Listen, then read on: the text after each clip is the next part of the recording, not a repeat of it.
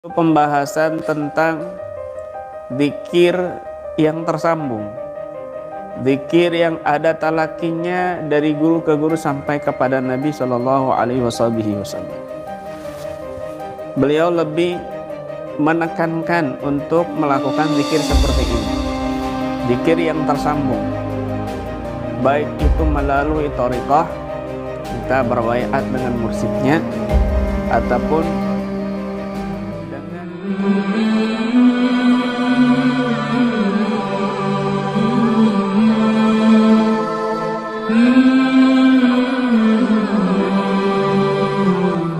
Assalamualaikum warahmatullahi wabarakatuh. Alhamdulillahilladzi hadana li hadza ma kunna linahtadiya laula an hadana Allah. Allahumma salli ala sayyidina Muhammadin tibbil qulubi wa dawaiha wa afiyatil abdani wa shifaiha wa nuril absari wa dhiyaiha wa qutil arwahi wa ghidaiha wa ala alihi wa sahbihi wa sallim. Allahumma salli ala sayyidina Muhammadin Nabi Rahmah Syafi'il Ummah Muballighin Nubuwati wa Risalah wa ja'alna wa ashaba ruqya wa hadhil ummah marzukina bisihati wassalam wa sa'adati wa rabita fid din wa dunya wal akhirah wa ala alihi wa sahbihi wa sallim. Rabbi israh li sadri wa yassir li amri wahlul 'uqdatam min lisani yafqahu qawli. Rabbana afriq alaina sabran wa tawaffana muslimin. Amma ba'd.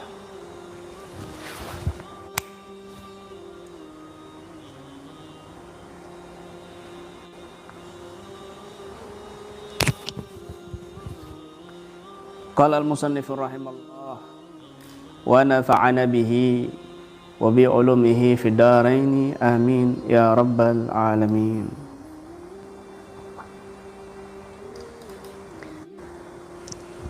Pembahasan pada zikir kepada Allah Subhanahu wa taala, ya, tentang zikir kepada Allah Subhanahu wa taala. At-tasalsul fi talaqi dzikri wa atharuhu 'ala dzakiri. At-tasalsul, ketersambungan, fi talaqi dzikri, di dalam sanad dzikir, di dalam talaqi dzikir, wa atharuhu, dan kesannya atau pengaruhnya, ala dzakir, terhadap orang yang berzikir. Fi hadza awhallahu ila nabihi bi ba'dil adzkar. Dalam hal ini Allah Subhanahu wa ta'ala memberikan wahyu ila nabihi, kepada nabinya, bi ba'dil adzkari, dengan sebagian zikir-zikir. Fakana yaqul, maka Allah Subhanahu wa ta'ala berfirman lahu, kepada nabi, qul, katakan, a'udzu birabbil falak, katakan, aku berlindung dengan Tuhan al-falak, di waktu subuh. Kalimat ini, qul, katakan, wa makna dzalik, ya, maknanya adalah ijazatun minal haqqi ta'ala, adalah ijazah dari Allah Subhanahu wa ta'ala li nabihi sallallahu alaihi wasallam, kepada nabinya, fi, di dalam, ayyata'awwadha bihadhihi ta'widhah, untuk berlindung dengan bacaan perlindungan ini, yaitu surat Al-Falaq dan An-Nas. Summa kana Nabiyyu sallallahu alaihi wasallam yu'til ijazat. Kemudian setelah itu Nabi sallallahu alaihi wasallam memberikan ijazah-ijazah. Fakana yaqulu li ashabihi, maka Nabi bersabda kepada para sahabat-sahabatnya, qul kadza wa qul kadza, katakan hal ini, katakan hal ini, katakan ini, katakan ini, kerjakan ini, kerjakan ini. Fayu'tihim dzikran makhsusan, maka dari sini Nabi memberikan kepada para sahabat dzikran makhsusan, zikir khusus, ya, yakunu lahu asarun fil qalbi, yang ada asar fil qalbi, bekas di dalam hati, pengaruh di dalam hati, wal wusuli ila rabbi, dan sampai kepada Allah Subhanahu wa ta'ala, ghaira ma yadhkurul insan min nafsihi bi ayyi dzikrin, ya, selain yang dilakukan zikir oleh manusia dari dirinya sendiri bi ayyi dzikrin dengan zikir apapun. Wa in kana ayyu dzikrin yanfa'u, meskipun zikir apapun itu juga bermanfaat, ada manfaatnya. Wa ayyu dzikrin yu'assiru, dan zikir apapun juga bisa memberi kesan atau pengaruh.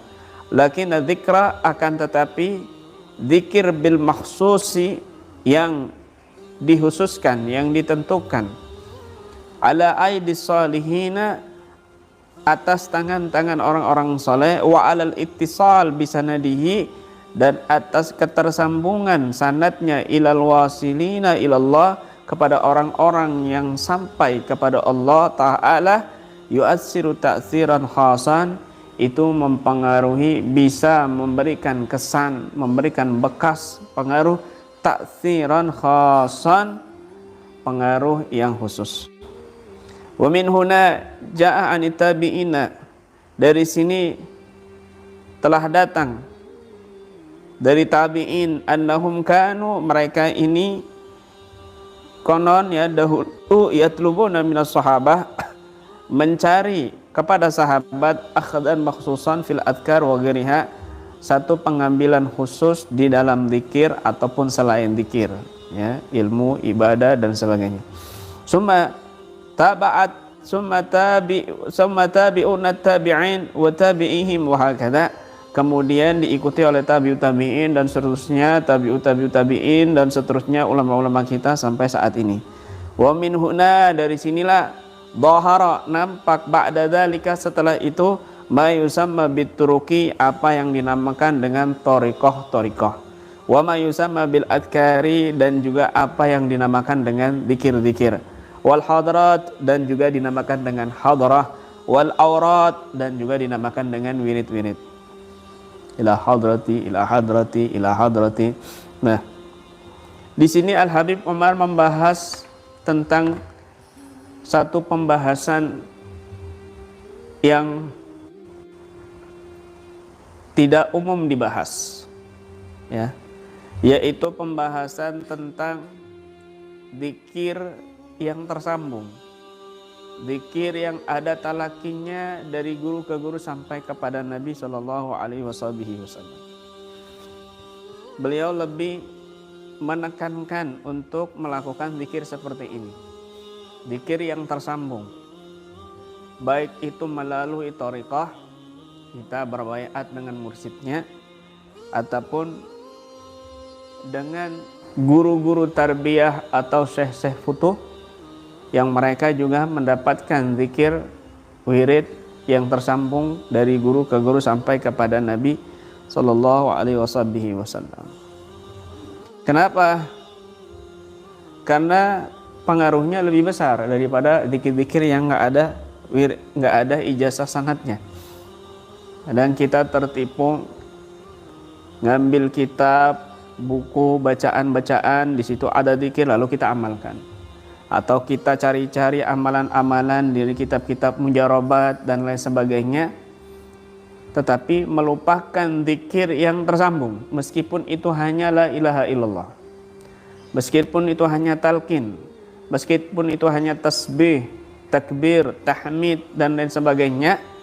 Dia melupakan hal itu karena mungkin ringan, la ilaha illallah itu bisa, tetapi dia melupakan zikir-zikir itu. Dia menambah zikir-zikir yang lain yang dia ambil dari sembarang tempat, dari kitab, dari buku, dari internet, dari YouTube dan lain sebagainya. Ini pengaruhnya sedikit, dan ini orang-orang yang tertipu. Kalau dia membaca zikir yang sudah diijazahkan, meskipun hanya wirdul latif, meskipun hanya ratibul haddad, sudah cukup dari segala semua wirid yang ada. Tekuni dulu hal itu sampai pada waktunya kamu akan mendapatkan ijazah wirid yang berikut-berikutnya. Tekuni wirid yang tersambung meskipun ringan, wirdul latif ataupun ratibul haddad, maka itu akan bisa memberi pengaruh yang sangat luar biasa. Di antaranya memberikan power, ya, kalau secara pandangan syifaiyah, ruqyah syifaiyah atau rihlah syifaiyah yang kami jalani selama ini, maka ada tajrib di sini Ada beberapa pengalaman-pengalaman yang sangat luar biasa terkait zikir yang tersambung ini. Seringkali saya mengijazahkan kepada para pasien-pasien yang kekuatannya lemah, kekuatan fisiknya lemah, kekuatan mentalnya lebih lemah lagi, dan terganggu gangguan non medis, sering kesurupan, bahkan jinnya sering keluar masuk. Akhirnya ketika kami ijazahkan surat Al-Fatihah saja, subhanallah, seketika pasien itu muntah-muntah, keluar semua energi negatif yang ada dalam tubuhnya. Semua pengaruh-pengaruh negatif keluar dari dalam tubuhnya, berkah, barokah, zikir atau wirid yang tersambung. Ya, yang tersambung. Kemudian setelah itu jin sudah tidak bisa masuk lagi. Kenapa demikian? Padahal dia sebelumnya sholat membaca surat Fatihah. Padahal dia sering kali membaca Fatihah. Tapi jin masih bisa keluar masuk. Jin masih bisa ada dalam tubuhnya. Tidak membekas surat Fatihah yang dia baca selama itu. Akhirnya setelah kita ijazahkan surat Al-Fatihah, subhanallah, jinnya keluar dan pembentengannya semakin kuat. Ini artinya apa? Ketika kamu melakukan zikir, meskipun itu wirid sakron, meskipun itu rotibul haddad atau wirdul latif, tetapi zikir itu ada ijazah yang tersambung dari tangan orang soleh sampai kepada Nabi SAW, maka pembentenganmu akan semakin kuat. Percuma saja kamu membentengi rumah kamu dengan wirid sakron, rotibul haddad, wirdul latif dan lain sebagainya, tetapi kamu tidak membentengi dengan hatimu yang mengamalkan surat Fatihah, wirid sakran atau rotibul haddad atau wirdul latif dengan ketersambungan hati kepada orang-orang soleh yang menyambungkan wirid tersebut, yang memiliki wirid tersebut, yang mengijazahkan wirid tersebut. Ketika kita ada ikatan batin kepada guru, ikatan batin kepada orang yang ijazahkannya, sampai kepada Nabi SAW dengan mendoakan dan lain sebagainya, maka benteng-benteng yang ada di sekitar rumah kita akan semakin kuat. Ya, kita baca benteng wirid ini, baca Quran sekalipun misalnya, ya, surat Al-Baqarah dia baca untuk membentengi sekitar rumahnya, tetapi dia merendahkan orang lain, merendahkan guru-gurunya, bahkan tidak mengamalkan ijazah dari guru-gurunya, percuma pembentengannya lemah. Tapi ketika dia membaca Al-Quran surat Al-Baqarah untuk membentengi rumah, lalu dia mengamalkan zikir dan wirid yang tersambung dari gurunya, maka benteng di sekitar rumahnya bertambah kuat, bertambah besar dan tinggi sehingga tidak bisa ditembus, gitu. Apalagi kalau misalnya dia melakukan pembentengan dengan sendiri, membaca wirid ini, wirid itu, zikir ini, zikir itu, misalnya Hizbul Bahar dan lain sebagainya.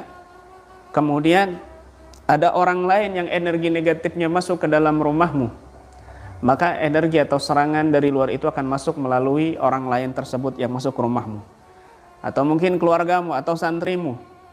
Maka energi negatif itu akan kumpul di dalam rumahmu. Orang itu keluar, energi-energi negatif itu masih ada dalam rumahmu.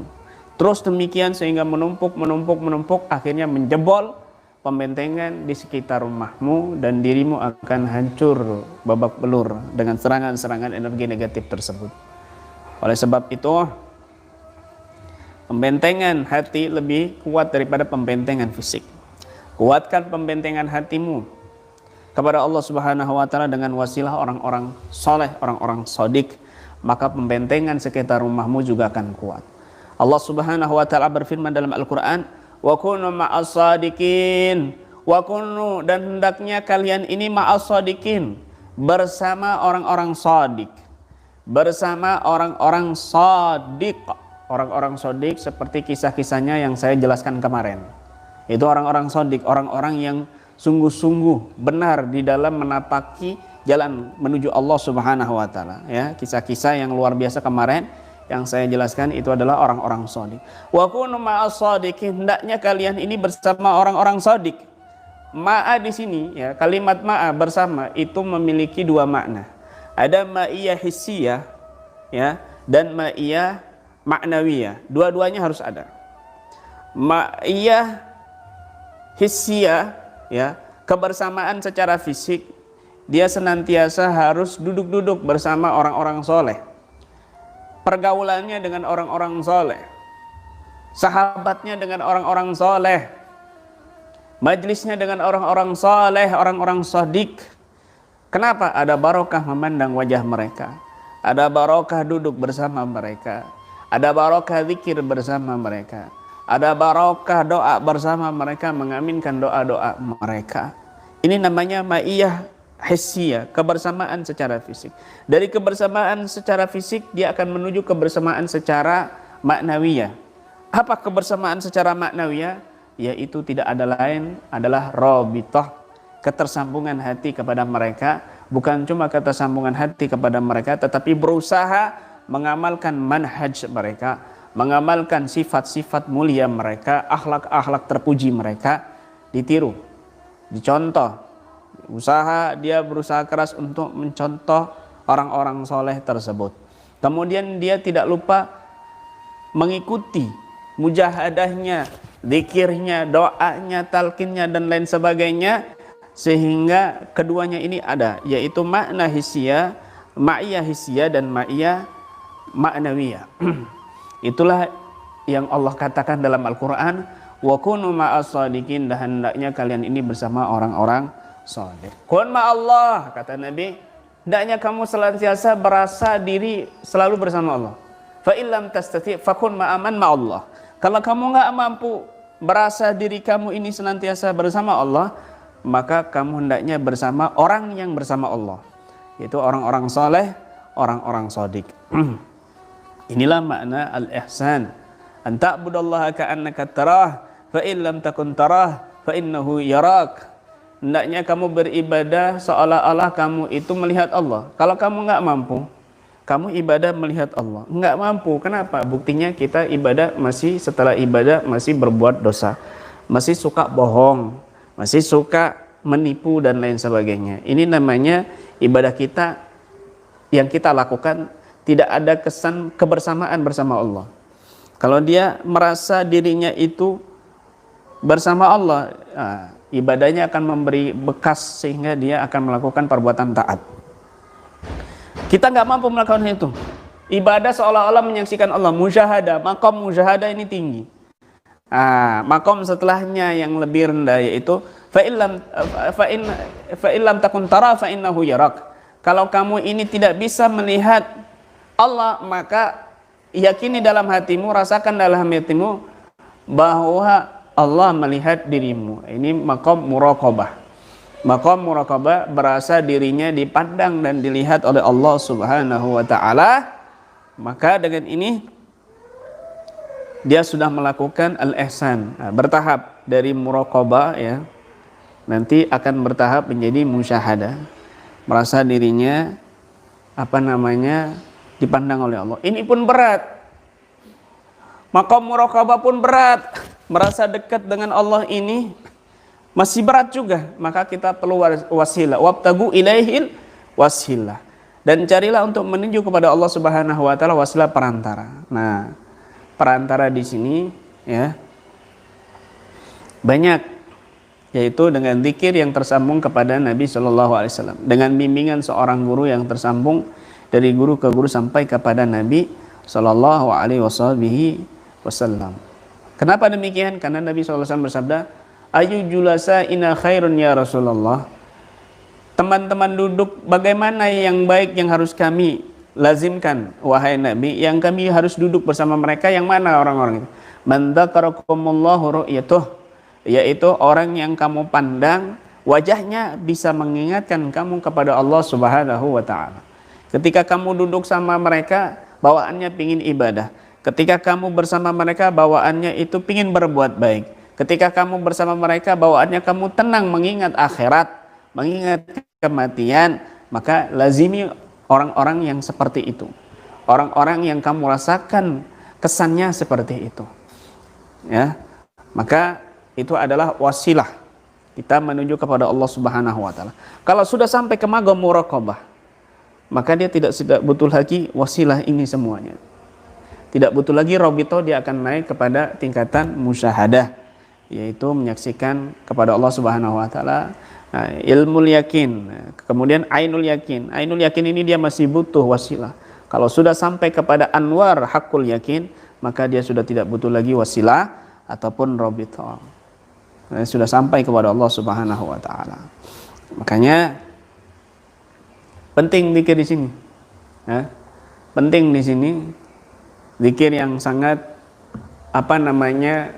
dibutuhkan untuk kita. Ya.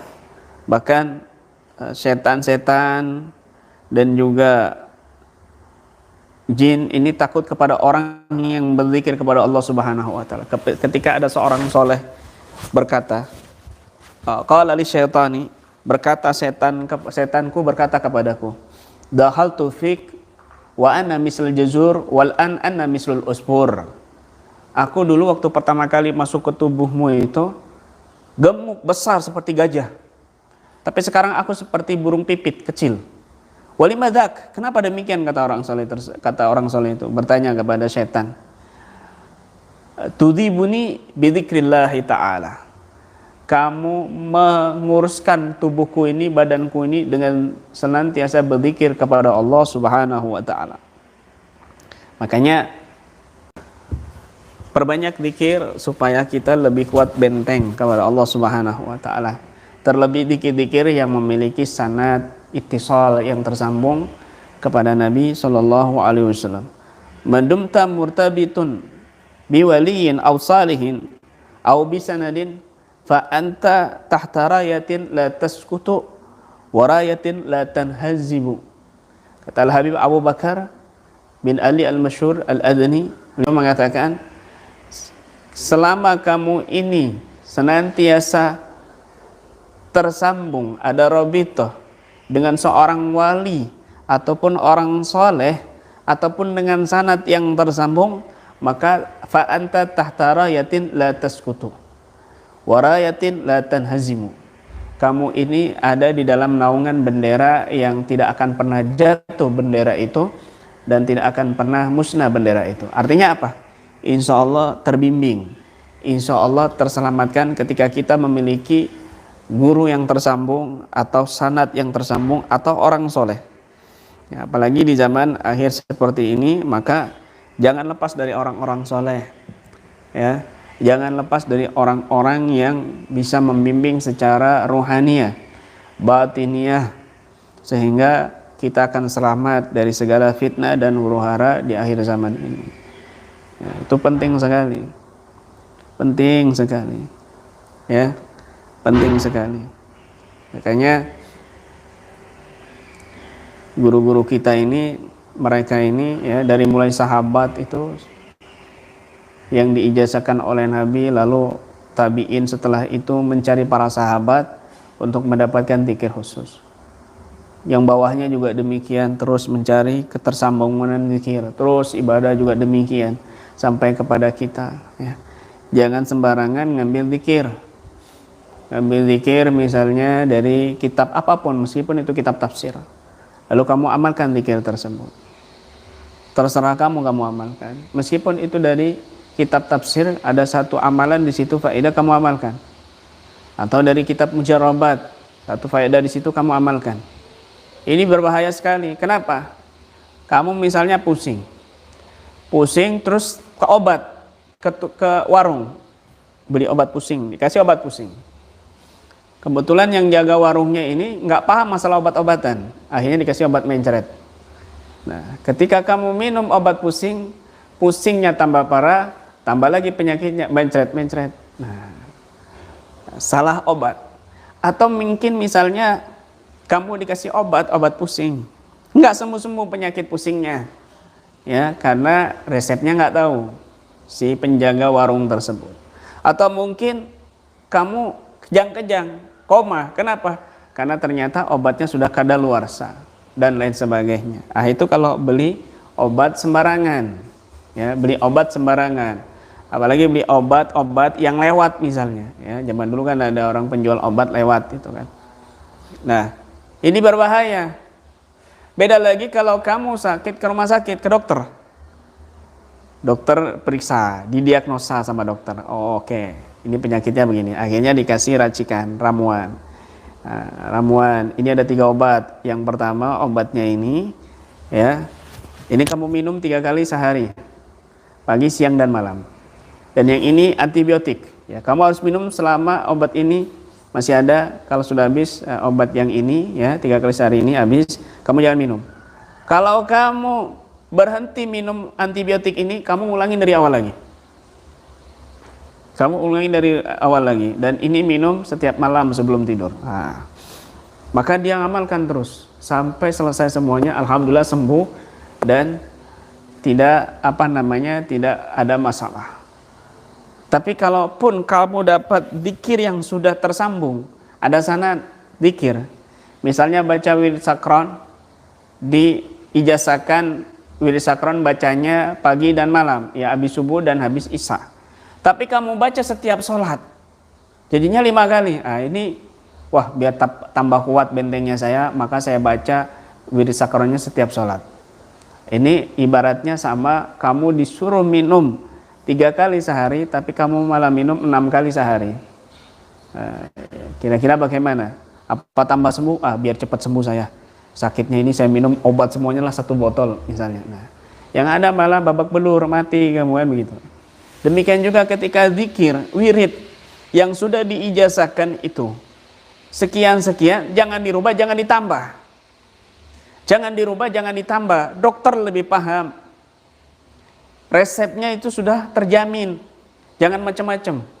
Supaya benteng saya lebih kuat, saya baca wirid sakron 5 kali setiap sholat. Akhirnya gendeng kamu, setelah itu stres. Akhirnya gurunya yang disalahkan. Padahal kamu melanggar resep dari guru. Padahal kamu melanggar manhajnya guru. Nah, jangan sampai melanggar. Ketika kamu ingin ada ikatan robitoh yang kuat, yang terus tersambung, jangan melanggar. Apapun itu manhaj dari guru-guru kamu yang soleh, jangan dilanggar.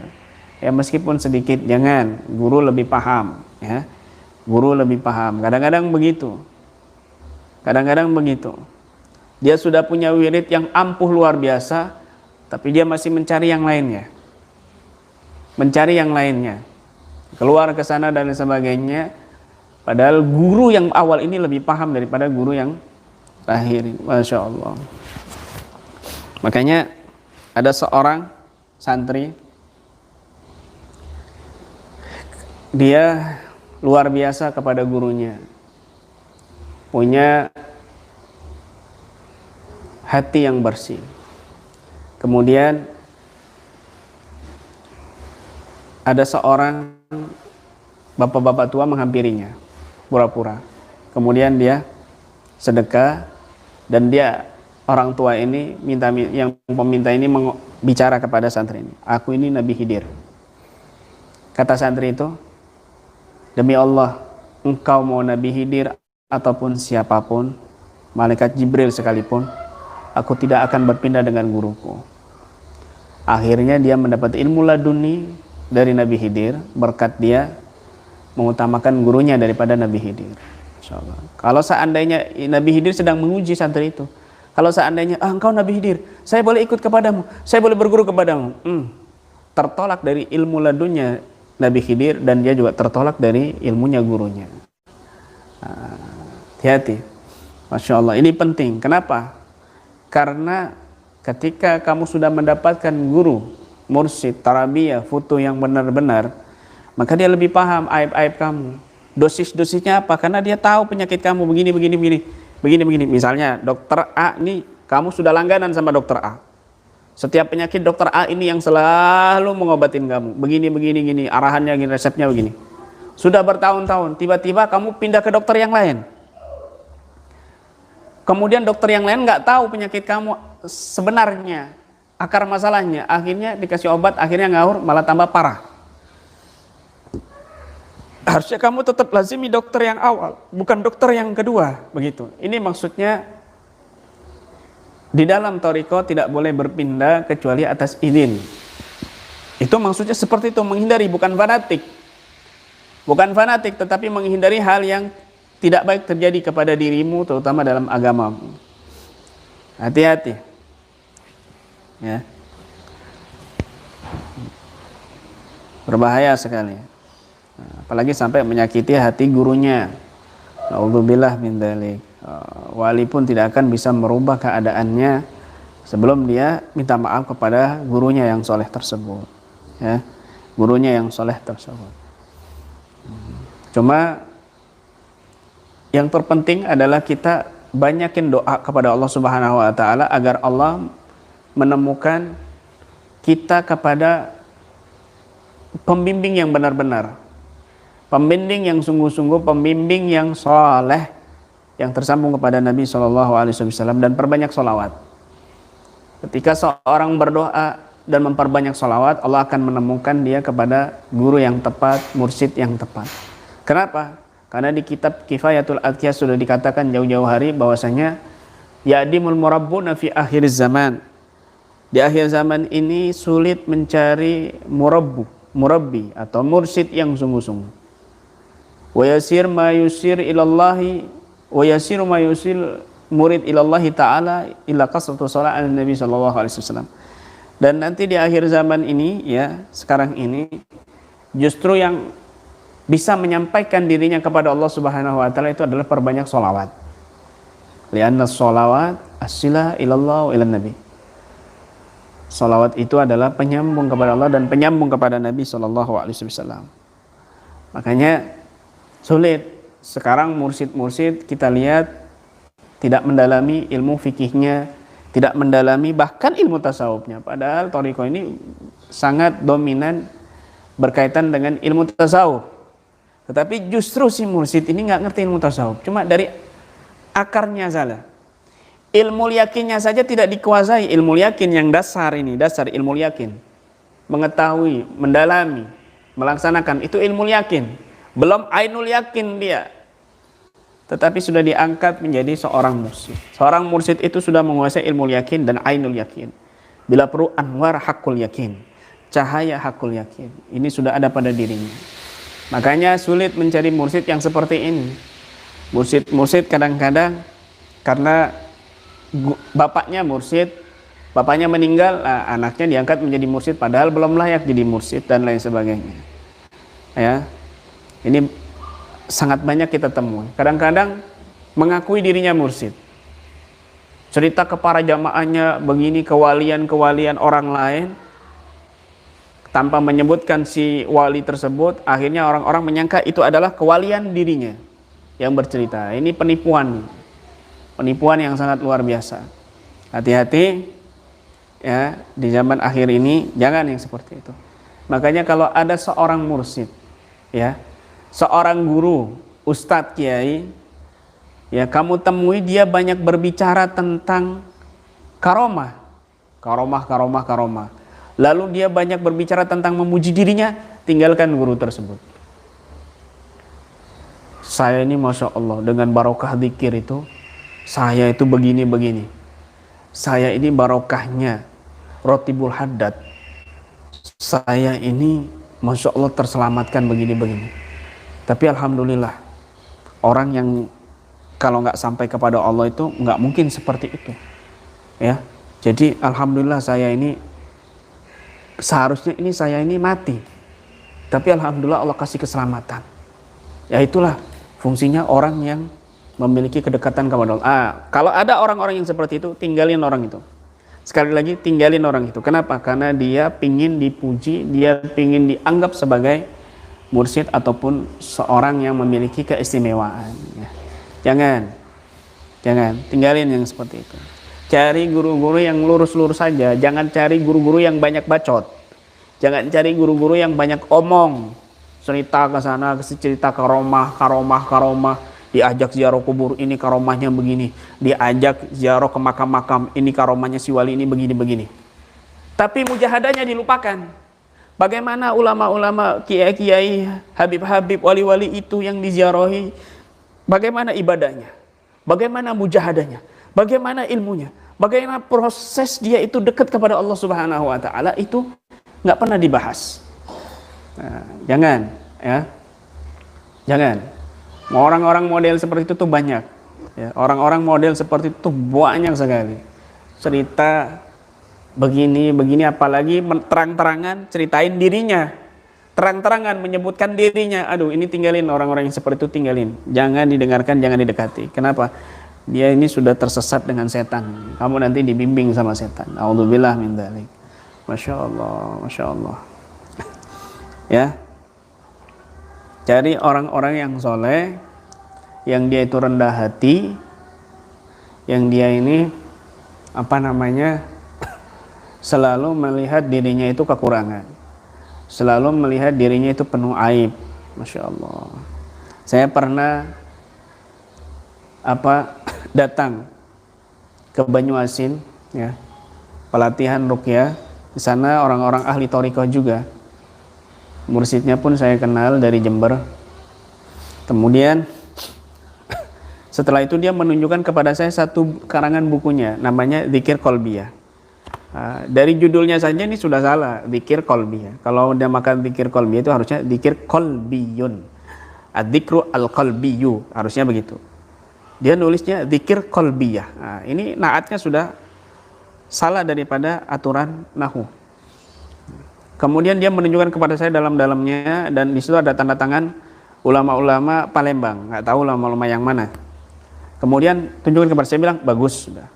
Setelah itu dia bertanya, setelah dia bahas masalah, orang-orang di situ bahas masalah tasawuf, masalah makrifat, masalah ini dan itu, kita cuma dengerin aja sama tim. Kemudian setelah saya mau masuk ke kamar, dia bertanya, Gus, gimana menurut jenengan, saya ini bisa melihat orang meninggal kurang 3 hari, kurang 7 hari, kok saya bisa tahu? Ada apa dengan diri saya? Saya jawab, wallahu a'lam bishawab. Kemudian setelah itu saya keluar, ya, setelah mau sholat, setelah mandi mau sholat berjamaah, ya, sholat jamaah, sudah kumpul semuanya, kita sholat. Kemudian setelah ngobrol panjang lebar lagi, makan dan ngobrol lagi sampai 10:30, kami mau masuk, dia nanya lagi, Gus tolong jawab, saya ini kenapa orang melihat 3 hari, kurang 3 hari itu saya bisa melihat dia itu mau meninggal. Ternyata kejadian, bahkan sampai ada yang 7 hari. Oh, ini 7 hari lagi nih orang ini meninggal. Ternyata betul meninggal.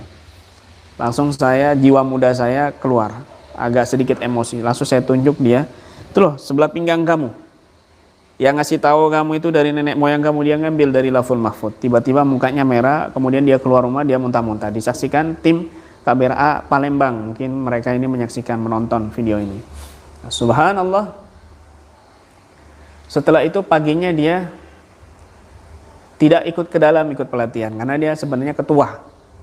Jadi di dalam bolak-balik kamar mandi, muntah-muntah demikian. Akhirnya setelah selesai pelatihan, dia dibawa ke saya oleh temannya, dan saya pegang sebelah kanan pinggangnya, langsung reaksi marah-marah, mukul lantai, keramik dipukul-pukul, marah-marah jinnya itu.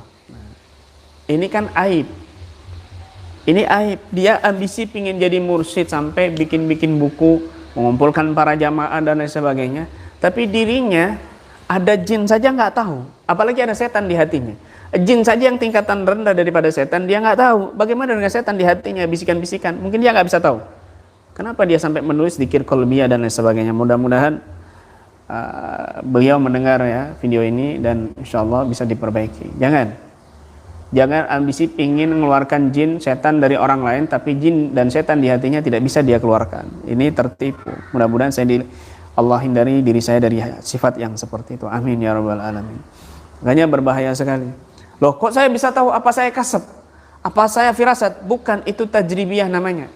Saya sudah banyak ketemu orang-orang yang model seperti itu, ya. Dan saya tahu ciri-cirinya orang ini yang ada gangguannya atau tidak, gitu. Atau cuma feeling-feelingan saja. Jadi kita bisa paham dengan banyaknya pengalaman-pengalaman, tajribat-tajribat, kita bisa mengetahui hal itu. Dan ternyata benar, itu adalah jin keturunan, dan dia mengambil dari Laful Mahfud. Bukan dia dekat, kalau dekat dengan itu mungkin ada masabih rujuman lisyayatin, ya. Lampu-lampu, ya, bintang-bintang yang akan menjadi rujum lisyayatin. Tembakan-tembakan api bagi setan yang mau mencuri kolam atau Laful Mahfud, ya. Tetapi dia ngambil mungkin sedikit. Akhirnya dia 1%-nya 99%-nya ditambah dengan kedustaan, kebohongan, sebagaimana hadis Nabi SAW.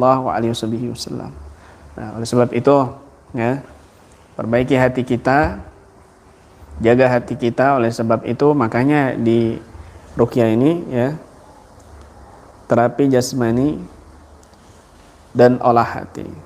Terapi jasmani dan olah hati, ya. Terapi jasmani dan olah hati. Ya, di sini ada tulisannya terapi jasmani dan olah hati, yaitu untuk kita jangan tertipu selalu membersihkan jasmani dari penyakit-penyakit medis ataupun non medis, tetapi kita melupakan hati kita.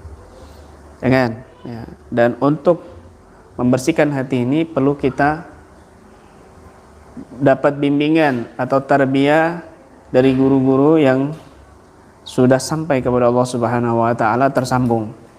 Saya masih jauh dari hal itu. Saya adalah masih seorang murid yang sangat butuh nasihat dan bimbingan dari guru-guru kami, Habib Taufik bin Abdul Qadir As-Sagab, Habib Umar bin Hafid, ya, dan para guru-guru kami lainnya. Itu. Dan saya cuma mengajak, saya tidak mendeklarasikan saya ini mursyid ataupun kiai, bukan.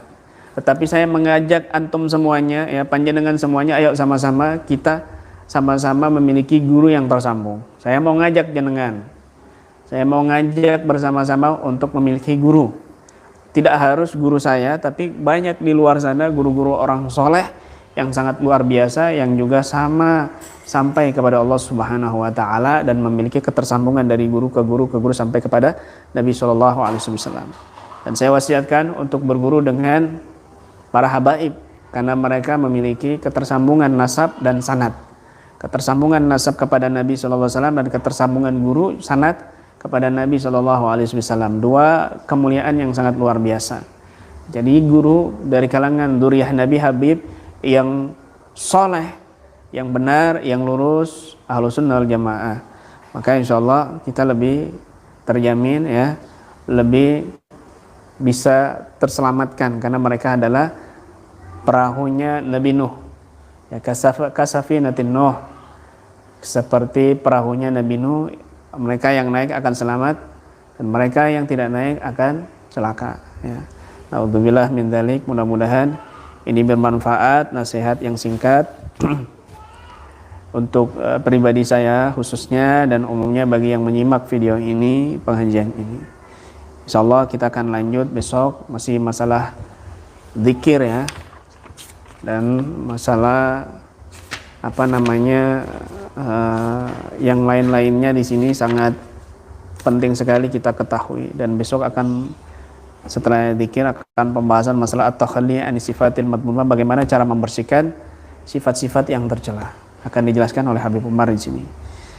Ikuti dan jangan lupa untuk subscribe, ya, untuk supaya teman-temannya ini atau kita mendapatkan pemberitahuan ketika ada pengajian online ataupun hal-hal kajian-kajian, informasi-informasi penting terkait pengajian, terkait masalah ruqyah dan lain sebagainya, supaya bisa mendapatkan pemberitahuan, ya, pemberitahuan, kasih tahu saudara-saudara yang lainnya dan semuanya untuk ikut bergabung, ya, di channel kami Ruqyah Aswaja. Jangan lupa subscribe, like, ya, di share ke teman-temannya supaya mendapatkan barokahnya juga dari guru-guru kita yang soleh, khususnya dari Al Habib Umar bin Muhammad bin Hafid bin Salim bin Syekh Bakar bin Salim, ya, bin Muhammad bin Salim bin Hafid. Demikian yang bisa saya sampaikan, kurang lebihnya saya mohon maaf. Usikum wa nafsi bitaqwallah, wabillahi taufiq wal hidayah wa ridha wal inayah, ila liqa wal afwa minkum. Assalamualaikum warahmatullahi wabarakatuh.